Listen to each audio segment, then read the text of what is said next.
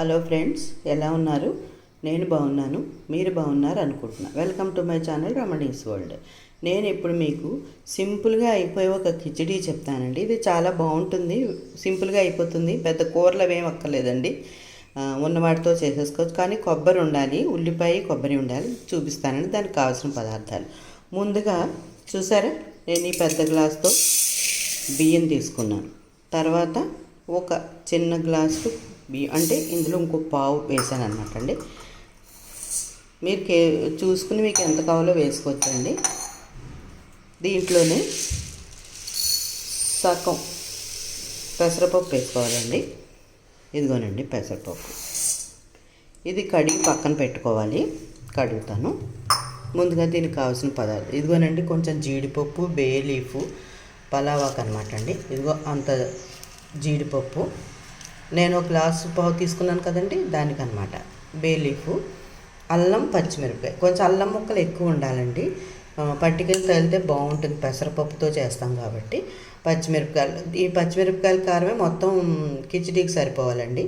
ఒక 4 ఇలాచీ వేసాను, ఒక 10 లవంగాలు వేసాను. ఇదిగోనండి ఇంతంత దాల్చిన చెక్క ముక్కలు వేసాను. ఇదిగోనండి ఒక కాయ, అంటే పెద్ద కాయలో సగం చెక్క అనమాట అండి. ఇది ఓ చెక్క కోరాను. ఇది చిన్న ఉల్లిపాయలు బాగుంటాయి దీనికి ఉంటే కనుక, ఘాటుగా ఉంటాయి, అందుకని ఒలిచి పెట్టుకున్నానండి. ఒక 20 ఉంటాయండి. మీరు ఎక్కువ బియ్యం అయితే ఎక్కువ వేసుకోండి. నేను గ్లాస్ చూపిస్తున్నాను కాబట్టి నేను ఇవే వేసాను. కరివేపాకండి. దీనికి పోపులో మొత్తం అంతా నూనె వేసుకోకుండా నెయ్యి వేసుకోవాలండి. సగం నెయ్యి సగం నూనె వేసుకోవచ్చు. ముందుగా ఏం చేద్దామంటే ఇవి కడిగి పక్కన పెడతామండి.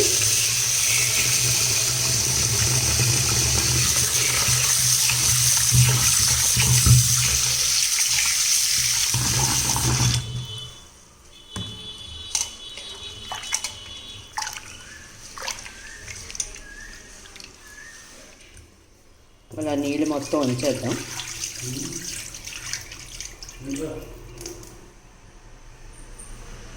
ఇదిగోనండి కడిగేసాను. ఇప్పుడు స్టవ్ అంటిస్తాను. కుక్కర్తో చేసేసుకోవచ్చండి, చాలా ఈజీగా అయిపోతుంది కుక్కర్తో అయితే. కుక్కర్ వేడెక్కేలోపు మనం అన్నీ రెడీ చేసుకుందామండి.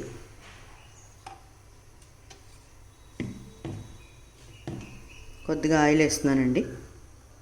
కొంచెం కిచిడీలకి కొద్దిగా పడుతుందండి ఆయిల్, మరీ అసలు లేకుండా అయితే చేయలేము. ఇదిగోనండి నెయ్యి వేస్తున్నాను. నెయ్యే బాగుంటుందండి దీనికి. పూర్తిగా నెయ్యి ఇష్టం లేని వాళ్ళైతే కొంచెం నెయ్యి నూనె కలుపుకోండి మీరు, అలా అయితే బాగుంటుంది. కొంచెం వేడెక్కాలండి.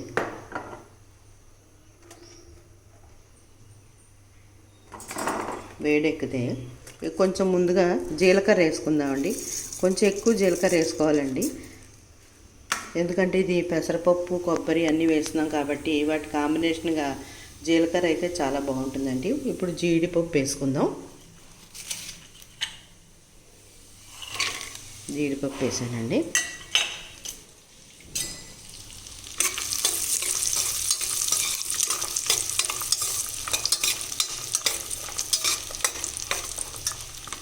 తర్వాత బే లీఫ్ వేసుకుందామండి.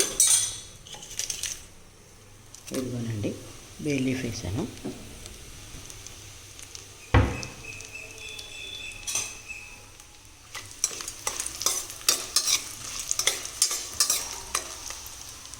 ఇప్పుడు లవంగం, ఇలాచి, దాల్చిన చెక్క వేసేద్దామండి. వేసేసాను.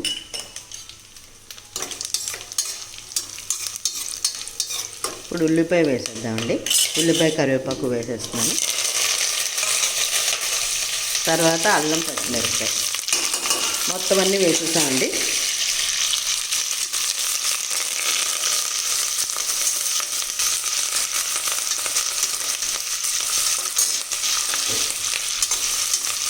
ఇది కొంచెం వేగిందని అనుకోండి, బాగుంటుంది, కమ్మగా ఉంటుంది అన్నీ వేగితే.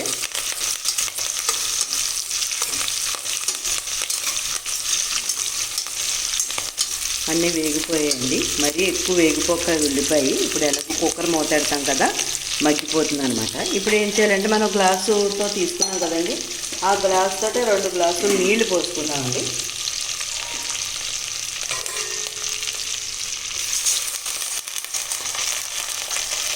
ఒకటి,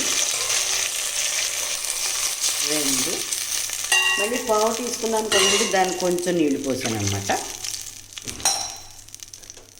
ఇప్పుడు ఉప్పు వేసుకుందామండి, రుచికి సరిపడా.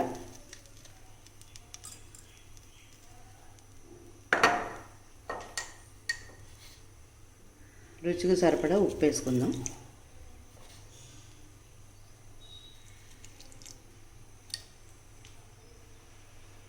కొద్దిగా పసుపు వేసుకుందామండి.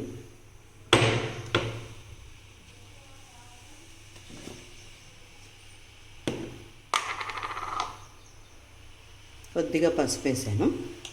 ఇప్పుడు ఈ నీళ్ళల్లోనే మనం ఉంచుకున్న కూర ఉంది కదండి, కొబ్బరి కూర వేసేయాలి. ఇది వేపకూడదు, ఇలా పచ్చిదే నీళ్ళలో వేసేయాలన్నమాట.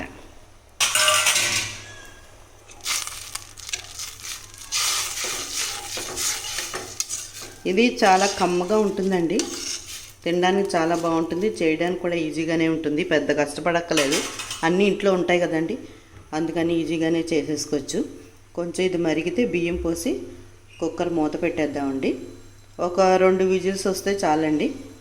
2 విజిల్స్ వస్తే కట్టేయచ్చు. ఇది మరీ ముద్దగా ఉండక్కర్లేదండి, మామూలుగా మన అన్నం తినేలాకంటే కొంచెం మెత్తగా అయితే సరిపోతుంది. మరీ ముద్దగా అయితే బాగుండదండి.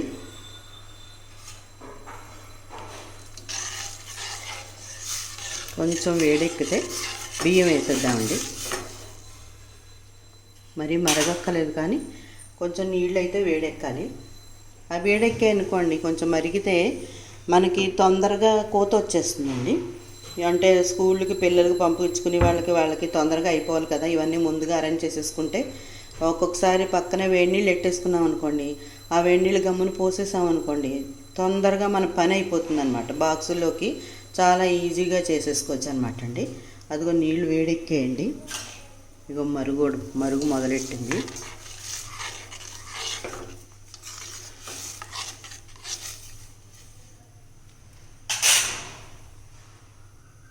నుండి మరుగుతుంది.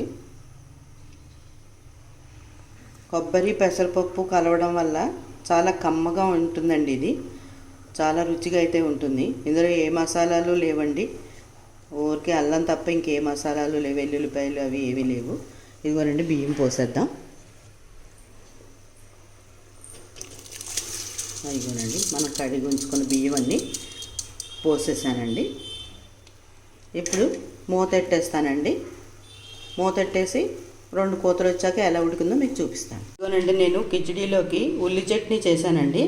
ఇందులోకి ఏదైనా నంచుకోవచ్చండి. టమాటా పెరుగు పచ్చడి నంచుకోవచ్చు, టమాటా తీపి పచ్చడి ఉంటుందంటే చాలా బాగుంటుంది ఇందులోకి, అలా చేసుకోవచ్చు. మీ ఇష్టం, ఏదైనా పెరుగుతో సంబంధించింది కానీ లేదంటే స్పైసీగా కూడా చేసుకోవచ్చండి. మీకు నచ్చిన పచ్చడి అయితే చేసుకు తినండి. నేనైతే ఉల్లి చట్నీ చేశానండి, మీరు నచ్చింది చేసుకో. చూద్దామండి ఇది ఎలా వచ్చిందో, ఎలా ఉడికిందో చూద్దాం.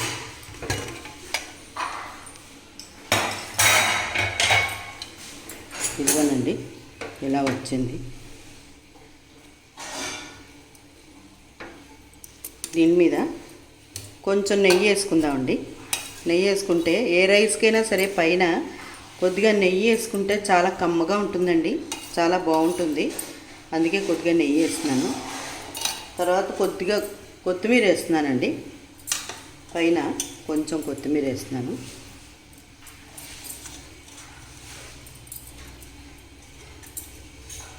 ఇప్పుడు మొత్తం కలుపుతానండి.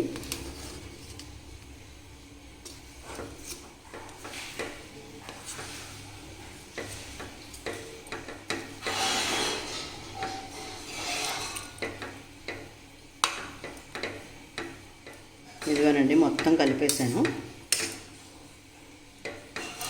ఇప్పుడు సర్వింగ్ బౌల్లో తీస్తానండి.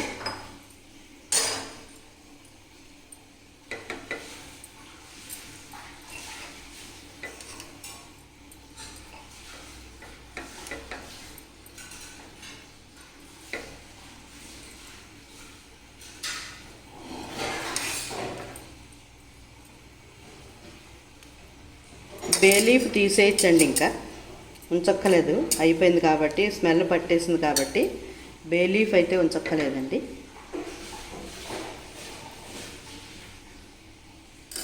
ఇదిగోనండి వేడి వేడి పెసరపప్పు కిచిడి అండి. ఇది వేసంకాలం చలవ చేస్తుందండి, ఎందుకంటే పెసరపప్పు వేసాం కాబట్టి ఇది చాలా చలవ చేస్తుంది. మసాలాలు అవి ఏమీ లేవు కాబట్టి చాలా సింపుల్గా ఈజీగా అయిపోతుందండి. మీరు పిల్లలకు ఒక వెరైటీగా ఇది చేసి పెట్టచ్చండి. సెలవుల్లో ఇంట్లో ఉంటారు కాబట్టి వాళ్ళకి నచ్చుతుందండి, ఎంజాయ్ చేస్తారు.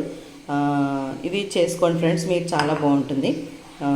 ఈ వీడియో కనుక మీకు నచ్చినట్లయితే లైక్ చేయండి, షేర్ చేయండి, సబ్స్క్రైబ్ చేయండి, కిందనున్న గంట బెల్ ప్రెస్ చేయండి. ఓకే అండి.